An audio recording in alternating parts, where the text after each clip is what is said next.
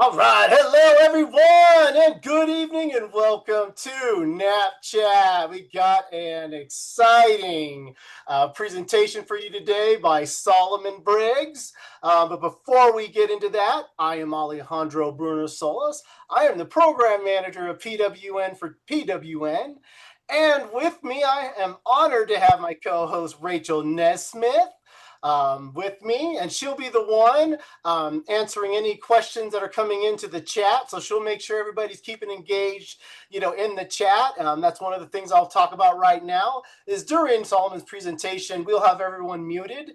So please keep yourself muted during that time. But if you do have a question that arises, please send it into the chat. And Rachel will be keeping an eye on all that, and we'll make sure that those questions get answered at the time we receive them, or in the order we have received them. And all right, so I'm going to get into, just before we begin, our slide here is just a reminder, this is a supportive community, not a substitute for medical care. So again, no medical advice. Conversations are based on personal experience and peer support, not clinical recommendations. Always consult your doctor or your healthcare provider before making any changes to your treatment, medications, or routine, and respect all journeys. Everyone's experience with narcolepsy or idiopathic hypersomnia is unique and valid. Let's keep this a safe and supportive and empowering space. And then I'd also like to recognize our sponsors. So special thanks, shout out to our program sponsors, Avidel and Takeda. They're the ones that, make these programs happen. The programs you're seeing here today, like the Jobs Project, Health Wellness 360, NapChat, our community connections, which is the digital version of NapChat. A lot of you are on Circle. Our cataplexy med card, and then the NIH registry. And then we also encourage you, if you haven't joined our NapChat digital community on Circle, please do so. Just go to www.PWN4PWN.circle.so, or you could just go to our website, click the join here button, and sign up. It is free, private, and it's a great space. All right, let's get to the good stuff now. Solomon Briggs, independent narcolepsy advocate, writer, should I say published, artist, photographer, and let me tell you, skateboarder. I got to have a really great conversation with him when we were in Seattle at the AASM conference, learning about the skateboarding history there. And let me tell you, I was impressed. I mean, really impressed with everything, Solomon brings to the table, including, his wisdom, and his thoughts on cataplexy. But I was really impressed. This guy can design skate parks. Okay, like seriously, designs skate parks. Like that is huge. It's a big deal. I was like blown away. Really mellow guy. Love him tons and tons. So without any further ado, Solomon, the floor is yours, my friend. All right. So I'm going to play this video and kind of talk about my background a bit. And there's shots of cataplexy in it, but I'm going to start it. And so as an infant, I had hypoglycemic seizures, which resulted in like 90% of my pancreas being removed at Mayo Clinic at 4 months old. So I had a traumatic infancy and grew up knowing that my health was compromised in ways, but having lots of psychological sort of depression and difficulties through my teenage years and other things going on that I never was really able to piece together quite for what was really going on.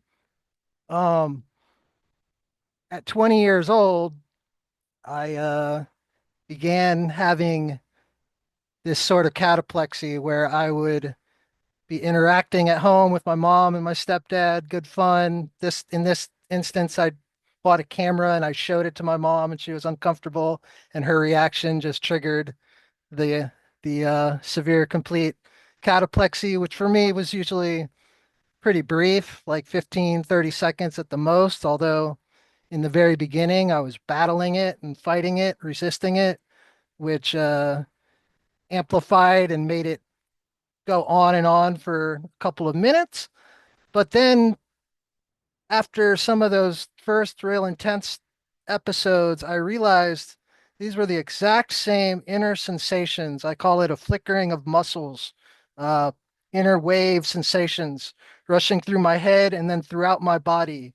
It fluctuates with the cataplexy and the emotion or the physical exertion. But I realized that like those were the exact same sensations I had as a child during tickling battles when I couldn't lift my arms. I was like able to laugh, I was able to roll my body, but I couldn't lift my arms. And I would be like, I can't lift my arms, but nobody would be able to really respond. They thought I don't know how that was interpreted. But so I realized that the more I fought it, the more it amplified and the longer it would be. And within a few months of the beginning of the collapsing, because it quickly just became collapsing, I was starting to adapt. And I had no name for it. I kind of described it as a dissipation of my muscles. And that was about as far as I could really explain it. And until 28 years old, I was dealing with that. And I didn't think they were seizures because it didn't really affect me for more than, a few 15, 30 seconds. But at the same time, I was all those years dealing, well, I was collapsing 5 to maybe 20, 25 times a week through my 20s, but I was also experiencing minimal and moderate partial cataplexy all throughout my 20s. And that was so brutal and life altering, life impacting. I can't socialize still. I'm 45. I can't interact like I could. I can't physically exert power for long periods of time like I could before. I could go endlessly. I played ice hockey. I skateboarded every day. I was an athlete and I continued doing all that stuff, but I had to relearn how to do it. I had to, with no name of what it was, I tuned into those inner sensations. That's the video.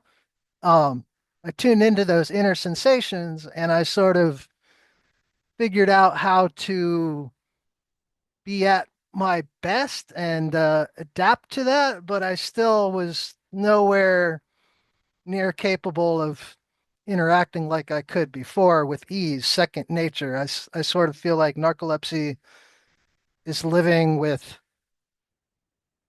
a loss of second nature, natural refreshing night to night. You don't get that restorative sleep. So both psychologically and physically, your body is not recuperating and recovering. So you're just with the constant toll, continual toll of sleep loss, and there are broad effects. This shirt I'm wearing, we'll show the image in a bit. It's a tree, a brain fog that I made, and cognitive. All of this stuff is intertwined just within sleepiness and disrupted nighttime sleep.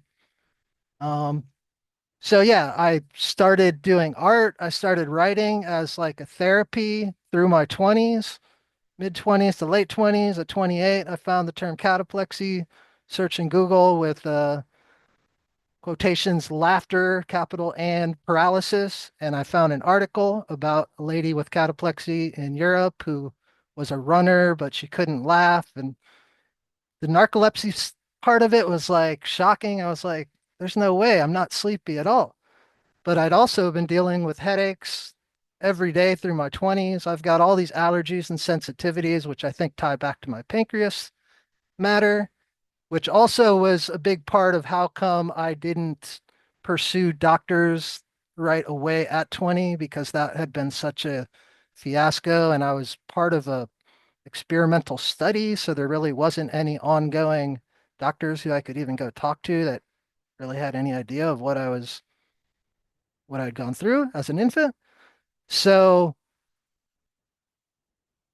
by 30 or 31 at Mayo Clinic, I got my diagnosis, and it turned out I have two other sleep disorders, a rare idiopathic central sleep apnea, which has been untreatable, and a delayed sleep phase onset syndrome disorder. Um, for the central apnea, I wear a pulse oximeter with a vibration feature, which allows me to be woken up when I'm having big drops, and then I can sort of resync my breathing. But if I don't wear that, it's a bit more impacting and severe. But I got the diagnosis. I made huge lifestyle adjustments. The more that I've learned about the disease, the science and others' experiences ever since 2008, when I was 28 and found the term, I've been interacting online. There was a message boards of Narcolepsy Network years ago that was really good. That's where I started to really tune in to others' experiences with cataplexy and the sleepiness and the other symptoms, which took me a few years to really comprehend and actually realize that that's what I was also absolutely dealing with. I'd thought of it as a fatigue, as like headaches and this ongoing fatigue. But once I made a bunch of diet changes, behavioral changes, along with especially tuning into these symptoms, I feel that they're very oversimplified and it's hard to tune in. Like it took me years and years, and I think that's a big part of the recognition and acknowledgement and difficulties getting through and getting, heard. But by 32, 33, 2013, I made some books, or I wrote my first book, which was a series of art illustrations and descriptions. Um, I'd been building skate parks with a friend who uh, started a company, and I'd helped him build a bowl, and that is a passion, but I can't do that. It's too intense mentally and physically for me to maintain, especially on a ongoing full-time basis. So it was very sporadic, but yeah, I think that's probably enough background. Maybe we can, if anybody has any questions or Arturo, if you want to do the presentation, I can continue, I guess.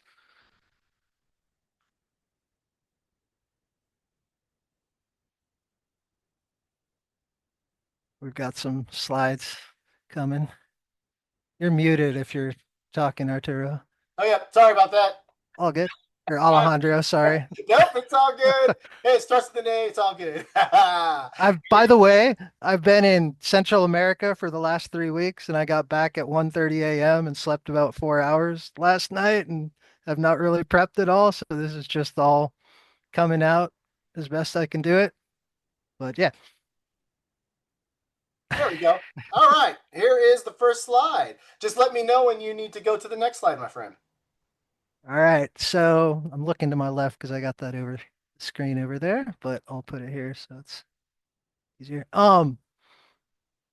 Yeah, I made a website, narcoplexic.com. That's where I post articles that I write or blog posts or papers, whatever you want to call them. I created a tool, narcolepsy symptom severity range tool, that's really based on it came from my experiences with cataplexy, like way before I had the term. I was like already with a minimal, moderate, severe range in my mind, which actually I can break down to a minimal, minimal to severe, moderate, minimal to severe, and severe, minimal to severe.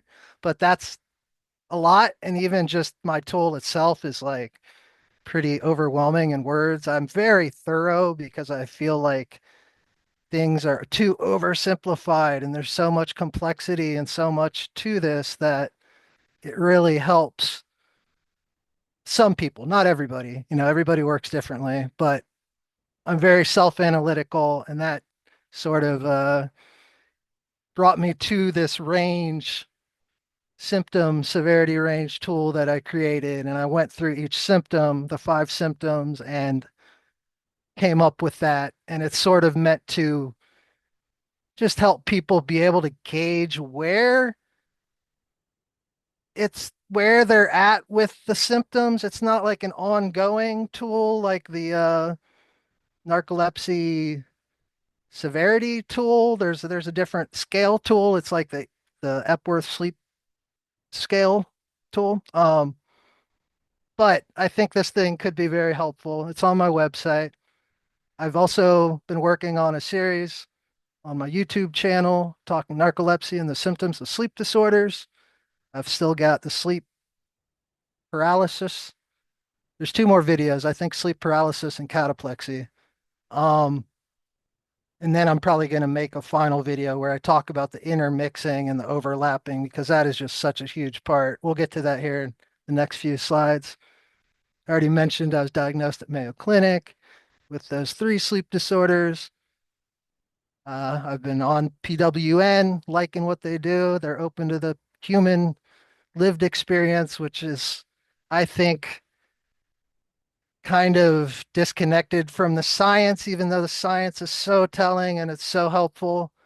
It's just not, especially with cataplexy, it's just not all there yet. There's a lot that has not been really written about or I think focused in on, but it's very rare and it's very complex and it's complicated stuff to be talking about, emotions, sleep paralysis or paralysis.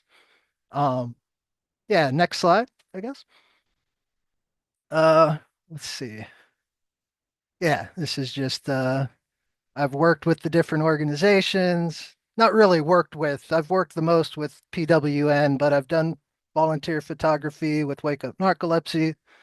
I've done some art exhibits with Narcolepsy Network years ago.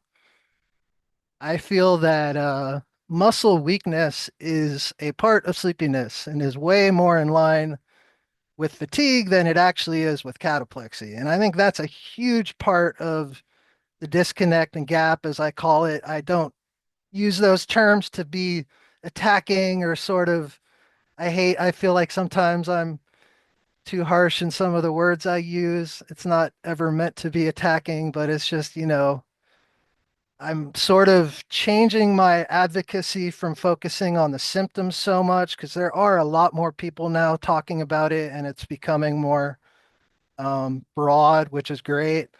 But there needs to be an evolving in the terminology, and muscle weakness just is, for me, especially, I feel like it's never fit at all the actual experience and feeling of cataplexy.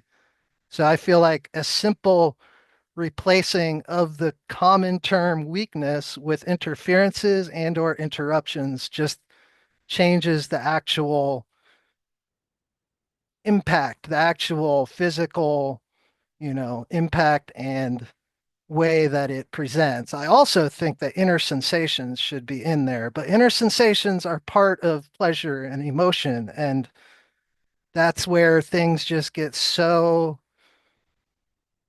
complicated that it's really difficult to put your nail on it. But hopefully I inspire others to feel seen, less alone, and more tuned into the symptoms of the disease. Next slide. So these are some of my, well, these are the articles on my website, papers, a little, some of my art that's got the QR code there on the bottom right to my Talking Narcolepsy and Symptoms of Sleep Disorders. In the middle there, that's the beginning of my narcolepsy symptom severity range tool. I made a visual section. I made a written, this is where like the written section is there's a minimal, moderate, and severe for each symptom in three variations of writing. So it's sort of trying to make it very simplified and then two variations of descriptions. And I do that because all of these terms and definitions, every dictionary you go to is going to have a different description. Every doctor you go to is going to have a different opinion. The more of that stuff you take in, you see the similarities and you start to be able to really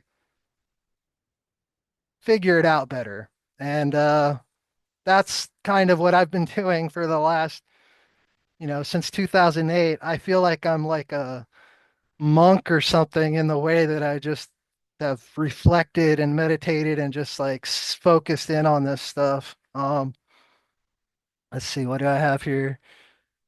Yeah, since 2008, I've been online a whole lot, interacting, mostly anonymously, offering what I can of my perspective, experiences, and stories while taking in others. And I try not to just like say, oh, it's just like this. Everybody has a different experience. Everybody reacts to things differently. Everybody uses different terms. It's important, I think, to try to be broad like that. I've attended dozens of different narcolepsy nonprofit organization conferences, events, discussion groups, town halls, webinars, and more. Very passionate about this. Um, I already mentioned I feel like a lot of it gets oversimplified. I feel like the human experience is far from understood, recognized, and hardly ever actually acknowledged, especially like the gravity that it can reach. And yeah, I sort of already said it, but there's not, nor will there be, one simple path that will work for everyone, but there will always be a unique path for each individual to figure out and go down. Improving one's overall health balance, focusing on such and learning into the science of the disease along with actual human experience can profoundly help one in better living with the disease, which directly benefits the symptoms. This is the shirt I'm wearing. You can see the very bottom of it. The roots are your memory, thought, reasoning, and perception. It's all cognitive stuff. And then the branches and the leaves of the tree are not everything, but just examples of what all gets intermixed with brain fog. And it's so complex and there's so much to be learned and figured out. I think that's a powerful image I created there. The next one I think is cataplexy. This is the back of my book, Dis, which is it's got some very heavy imagery in it, but it also is loaded with information. The first section touches on the 6 categories of sleep disorders, and I go into each category, giving examples and talking about the different disorders briefly. Then I go into the 5 symptoms of narcolepsy. And then in the third section, it's specifically about living with severe cataplexy and tuning in, adapting, learning your own limitations and boundaries, because that's such a huge part. Being able to, what my severity range tool is about being able to recognize when it may be minimal, moderate, severe, and it fluctuates. It's a it's a brutal symptom. And there's a lot more I can say. I don't know if we even have time. I feel like I could talk about that for days and days. There's a deeper layer to cataplexy I've never seen even written about, to do with the body's core energy levels. I think all the symptoms relate to this also. And it's mental stress, anxiety, it's physical, cataplexy triggers not only from emotional stimulation. I feel like it triggers from physical exertion, but when you are physically beyond your reserves, body energy levels reserves. And that's a very, again, complicated thing to even try to write about. But this image is just a play with words and cataplexy. The next image is a web of sort with the 5 symptoms, but then descriptions of all these things going on and in each symptom, but really there's so much overlapping. And the narcolepsy severity range tool has a very good color representation of the overlapping. I feel like I know this one's hard to read because it's small. on my website. I think you can blow it up and read it more. But I think let's see what the next slide is. My books. I forgot to put the dates. Expressions of My Own Narcolepsy with Cataplexy, the top left. That was my first book in 2013. Rolling a Path was a very therapeutic written book, and I'm not a great writer. I know that I do a lot of run-on sentences, so I know it's hard to read. I mean, it can be hard. Some people deal with that better. I've had many people tell me they really enjoyed it, and it was like watching a video or something, but like I've had some other people, be like, "Oh, that was very hard." So, yeah, I did that in 2015. That has three parts: facts on the disease, then how skateboarding couldn't have helped prepare me better for or help me adjust to living with severe cataplexy. And then the third section is about the lifestyle adjustments that helped me. And that was even before 31, where I did a whole bunch more. But uh, in 2015, I also did a book of poems, Live Invisibly Ill, Living the Disunderstanding. And then in 2023, I made the book Dis, which is down on the bottom left corner with the heavy imagery that I mentioned and that rear cover image of the cataplexy words. Uh, that book I feel like is pretty powerful. And then Insights and Clarity Towards Living with Sleep Disorders is the raw, no imagery version of Dis. It's a small, I forget the size, like 4 by 9. I don't remember the size, but it's a small pocket size coffee table book. I feel like that book should be in every sleep lab or sleep doctor's office just because it's pretty pretty packed with info. And yeah, you can find my books on my website, narcoplexic.com. Yeah, I think that's okay. I guess final thoughts. It's a bit of my art. Got a lot more art, but by creating the books and doing the advocacy I do, I'm at the least documenting towards the lived human experience while doing my best, hopefully helping others along the way. And those are my links. I'm happy to take any questions. I'm red, very red. All right. Yeah. Well, does anybody have any questions for Solomon? You did great. That's right. He did do great. You did do great, Solomon. Thanks. How do you how do you prevent cataplexy from happening when you're skateboarding? And I know you've told me how you've fallen from cataplexy while skateboarding and hit your head, and that's worrying. I didn't ever hit my head You from never did? during cataplexy. I have hit my head skateboarding, but not during Okay. cataplexy. Okay. I had a couple close calls and really, so I stopped skating at 20. I was going to college. I'd sort of gotten tired of skating the streets and we didn't have a skate park and I was overwhelmed with school. But then the cataplexy started and I just kept away from it. But by 24, I needed some way to release my tensions and inner, how I always had before. But also, our hometown was getting a skate park. So I started skating again and I went from skating streets to skating parks. And that means there's not as many rocks. There's, a whole different, you don't have to jump as much. You're cruising bowls, you're carving. And I learned how to do that earlier. So it was pretty natural. And I think that's Right. Just talking. actually a big part of how I came up with my Is that my minimal, moderate, severe range and how I deal with cataplexy and understand it was through the skateboarding and how I'd land a trick or somebody would react and smile or holler or something and I would intentionally sort of just like put my foot down and lay down almost like it probably looked like I was like half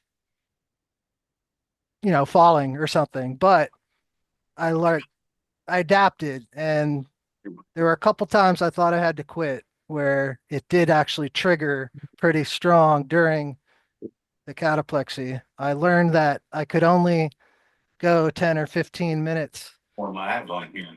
And I'm not sure. But yeah, so I always had to get back to it, and it really has been a huge part of my learning into it on my own somehow.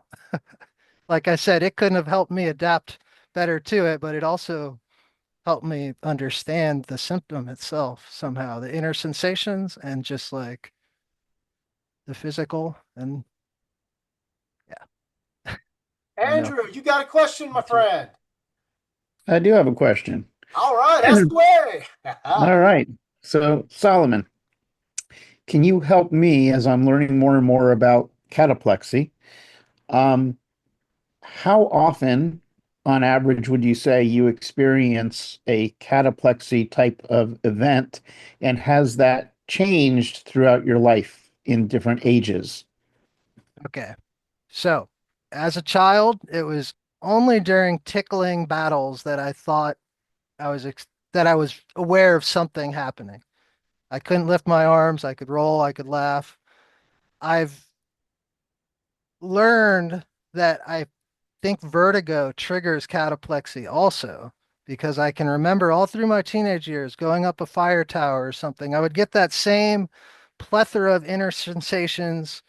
My body, like moderate cataplexy, I consider to be like when you freeze up, you have to lean against the wall. It's more impacting physically, and the inner sensations are a lot more overwhelming. When it's severe, it's so overwhelming you just drop or you melt.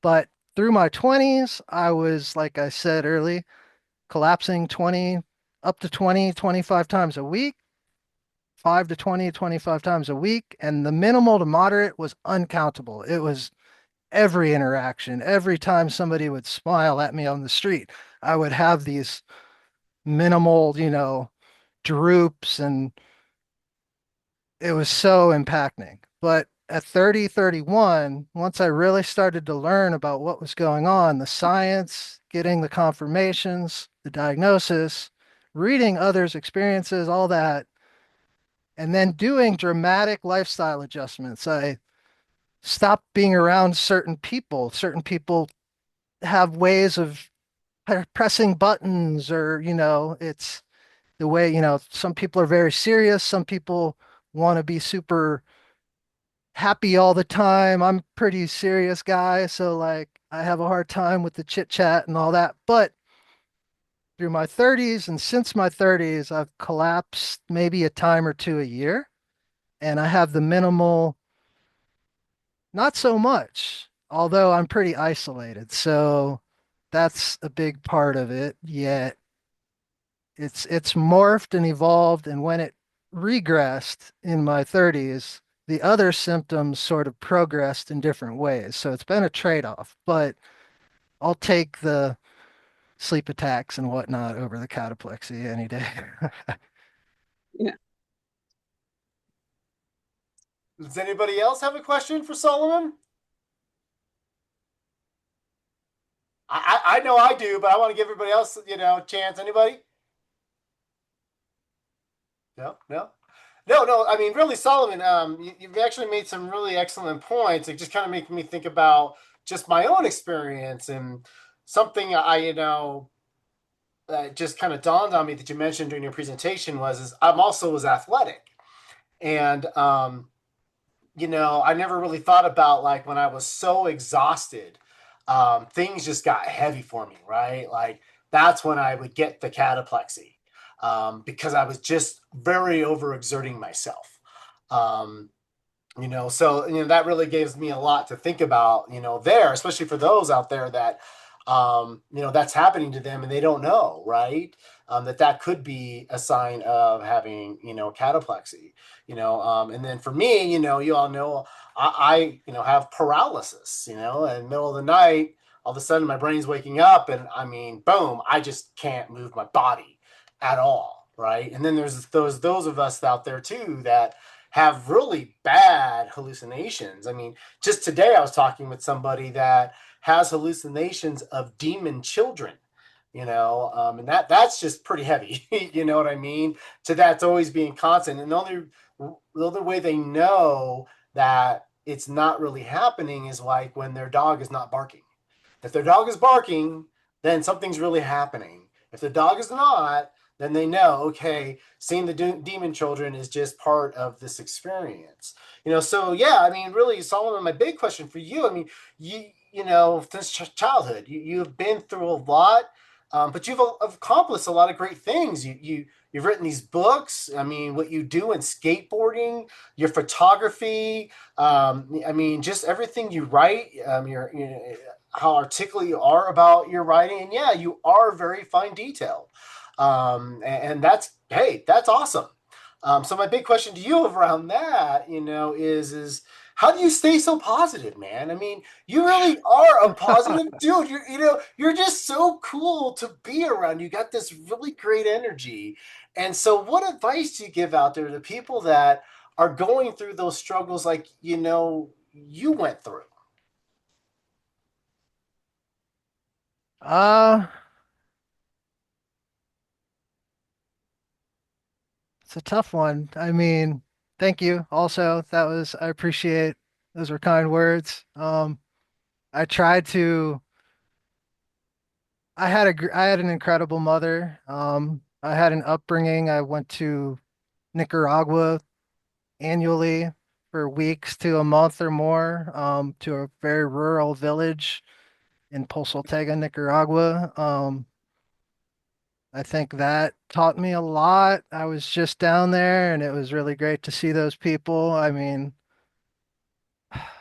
it's hard. You got to just stay positive and you got to sort of disconnect from negativity if you can. I don't know how I do it, honestly. I grew up knowing my health was compromised, just battling through. And I think going back to the sort of physical, mental, body energy levels, the core functions. I think the orexin, hypocretin, the more they seem to realize and learn about it, it's part of your autonomous uh, functions. And I really think all of that stuff I've said about cataplexy, the way that it influences the triggering and the extent of how it triggers, or to what extent it triggers as upon triggering, the stress, anxiety, overworking yourself, all of that stuff plays into all the other symptoms. For me, I know that the hypnagogic hallucinations and the sleep paralysis, I really only experience those when I am like stressed out, anxious, or I've been physically pushing it too hard. Now, it's good to push, you've got to know your limits, you got to know your boundaries. The better you know those, the more you can go outside of them. You can see that that you're going to have you know, that rebound effect where you've got to recover. That's a big part of this disease that, like, through my 20s, it was like every time I went and did something, working on these skate parks or just being too engaged, it would be really hard to recover. And yeah, I think that the more you tune in, the more you learn, the better you can function, and the more the symptoms in time may regress a little bit. I don't know if that really answered the positivity part. No, it did. Just Really, the one thing you really hit on the head, right? And we talk about this, right? Are respecting your boundaries, identifying your values, right? And then defining those boundaries where you actually, again, you made me think about, I too have to have certain people. I distance myself from certain people in my life because it does trigger me, right? The cataplexy, and in a negative way, because these are certain family members that I just cannot be around because it's so negative. And my cataplexy becomes the worst when it's negative, right? When I'm in a heated debate, I'm slurring my words. I feel like I'm just going to drop, right? It doesn't ever happen, but that sensation is there, and I don't like it. And so I had to set those boundaries, to keep that from happening. And so, yeah, I mean, that was, no, you answered perfectly well. And, just that's one thing here at PWN4PWN. We want people to encourage you just to respect not only other people's boundaries, but also respect your own, Yeah. identify what those are, I, and stay to them. What's up, Dan? I'm right there with you. Like you said, it's like everybody is different. Like you said, you had to keep away from certain people because they bring that. My cataplexy is always worse when my emotions are anger. Yeah. It triggers the worst. Absolutely. But, and we'll get into this more next month when I do my talk, but last Thanksgiving, when I had my cathartic break, I had my first cataplexy episode when I was happy, and that was my first ever real full body cataplexy episode that lasted for 25 minutes when I was out on the floor, you know? Wow. And I had never had that happen before. And now I realize a big difference, but still, most of the time, my full body cataplexy is still if I'm very angry. But yeah, I applaud Solomon for doing all of your research. I mean, I've read all of your books already. So Thank you, Dan. you're Right. welcome. And I Yeah. loved all of them. So Yeah, it's better. All, Yeah, yeah. You all got to pick them up. I know the one that I have here. The disc. It is. It insights. is like little table size, very thin. You could put it, in a bag or something. When you're traveling, wanting to read something really quick, right here. But I mean, yeah, these books are great. I was now I gonna just gotta say, put all Yeah, my I stuff have the together. expressions one. and I write about it in that book, actually, Insights and Clarity Towards Living with Sleep Disorders, in the part about living with severe cataplexy.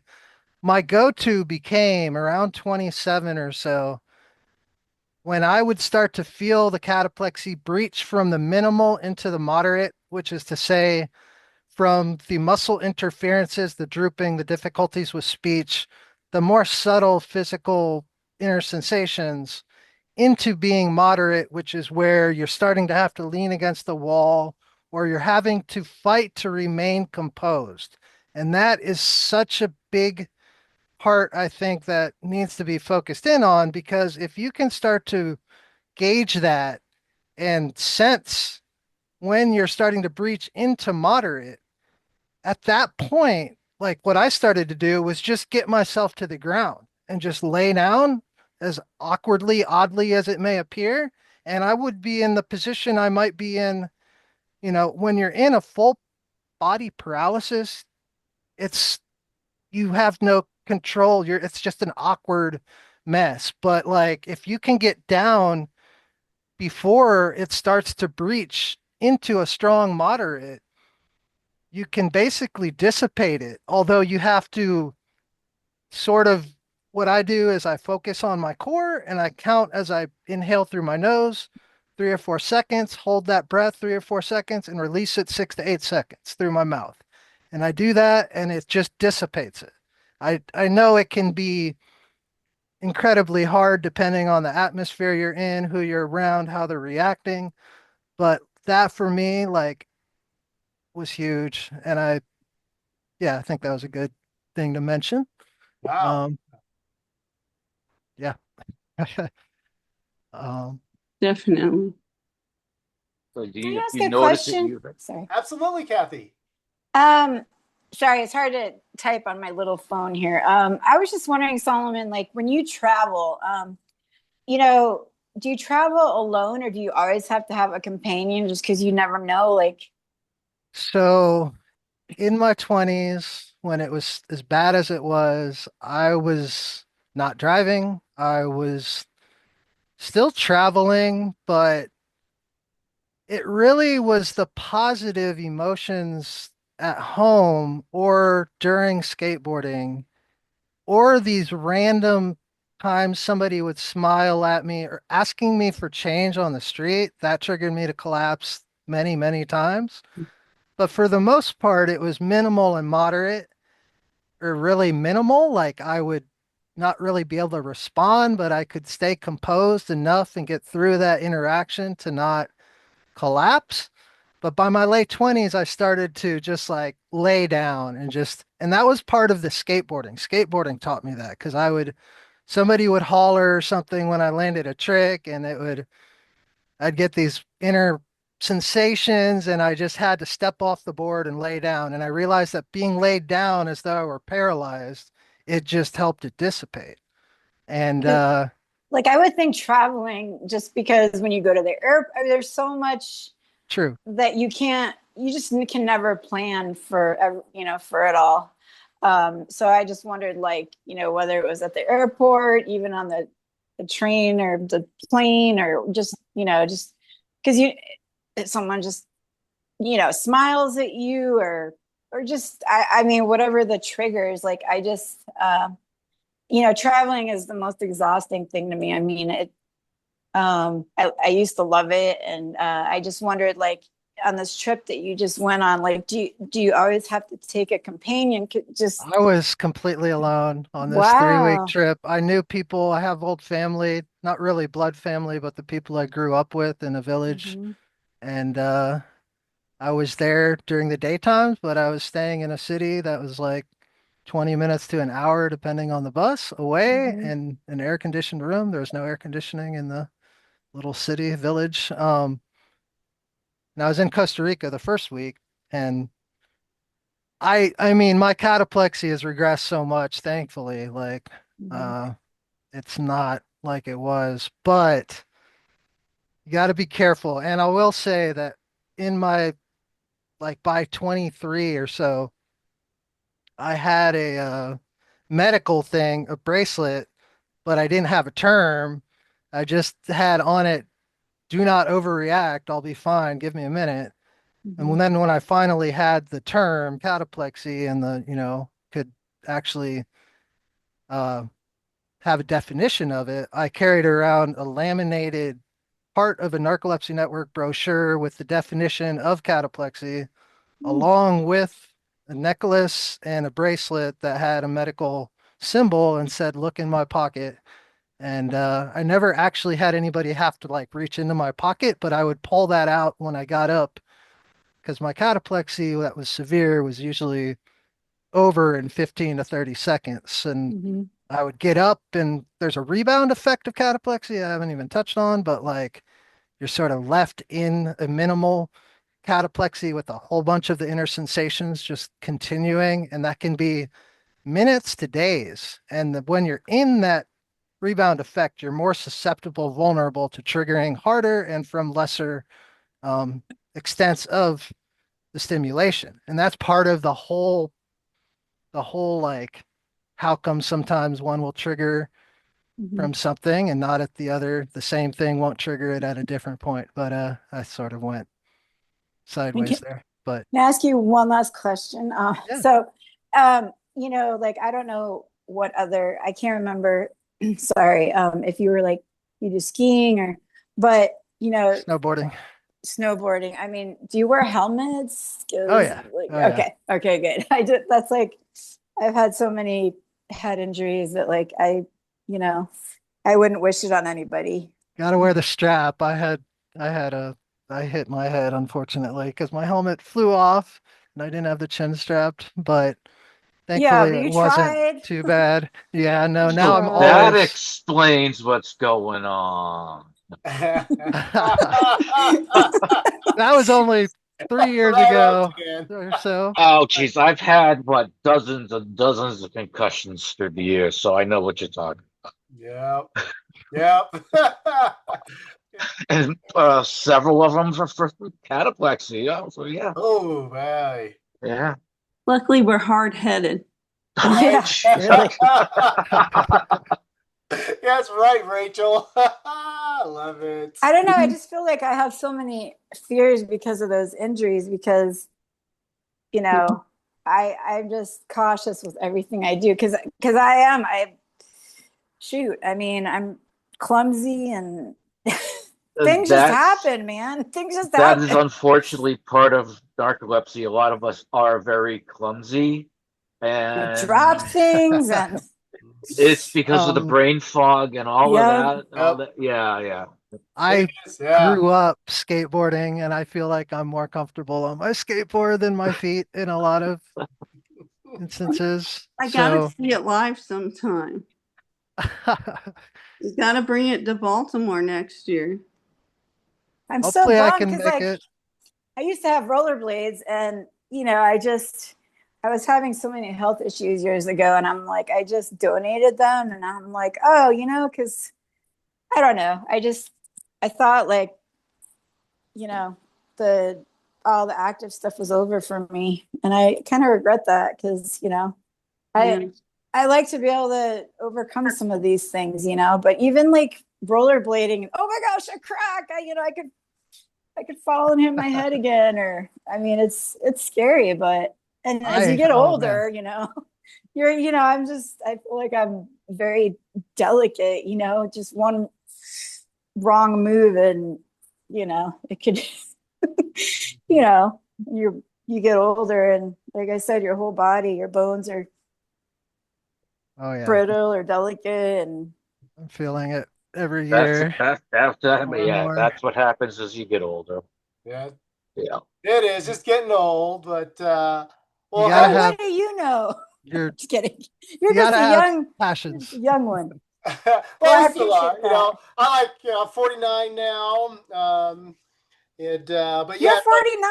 yeah, I'm Oh 49. man, I would have never guessed that. 44. Yeah, Rachel, I'm yeah, 50. I'm 51 this year. I'm yeah. 51. No, I'm Woohoo! 52 this year. Okay, I see. I can't even remember how freaking old Wait, I like, am. are you like 52 now or you're gonna be? Oh I'm wait, you know what? Somebody just wait. had a birthday yesterday. So Happy birthday. Cecilia, No, I'm gonna be happy 52 birthday! Thank Happy you. birthday, Happy this Cecilia. birthday, year. Happy birthday. Cecilia! Thank Woo! you. And you guys are youngsters. Good. Well, hey everyone, this has been a really, really great call. Before I close it off, I'm just going to share my screen real quick because I just wanted to share with you. Hold on here. Let me just get to this. Where are Oh, you? you gotta show that ugly mug again? I am right, just right here. Anybody, if anybody's wanting to get involved with PWN for Yes. PWN, we would love to have you. We are looking for like ambassadors or an advocate. So yeah, if you'd like to discuss being interested in doing something like that with us, feel free to reach out to me. You can reach out to me at Alejandro at PWN4PWN.com or at this other email, programs at PWN4PWN.org.